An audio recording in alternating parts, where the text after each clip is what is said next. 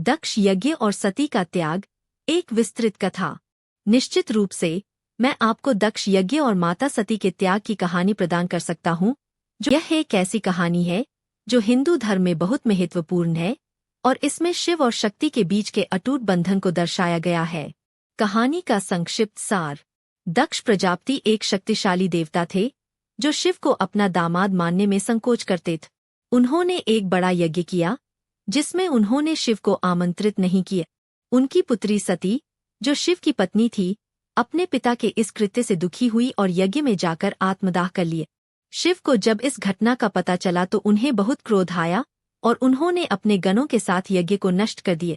कहानी को विस्तार से बताने के लिए कुछ प्रमुख बिंदु। दक्ष प्रजापति कौन थे?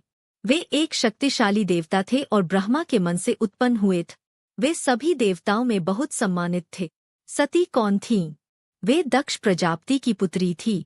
उन्होंने शिव से विवाह किया था। दक्ष यज्ञ क्यों किया गया था? दक्ष प्रजापति ने शिव को अपमानित करने के लिए यह यज्ञ किया था। सती ने आत्मदाह क्यों किया? वे अपने पिता के इस कृत्य से दुखी हुई थी। शिव का क्रोध और यज्ञ का विनाश। शिव बहुत क्रोधित हुए और उन्होंने अपने गणों के साथ यज्ञ को नष्ट कर दिया। इस कहानी का महत्व। यह कहानी शिव और शक्ति के अटूट बंधन को दर्शाती है। यह कहानी हमें त्याग और समर्पण का महत्व सिखाती है। वीडियो के लिए सुझाव। दृश्य। आप इस कहानी को विभिन्न दृश्यों के माध्यम से दर्शा सकते हैं, जैसे कि दक्ष यज्ञ, सती का आत्मदाह और शिव का क्रोध। पात्र।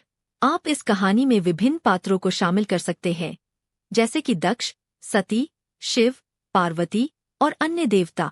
संगीत। आप इस कहानी के लिए भक्तिमय संगीत का उपयोग कर सकते हैं। वार्तालाप। आप इस कहानी में विभिन्न पात्रों के बीच के वार्तालाप को शामिल कर सकते हैं। एनिमेशन।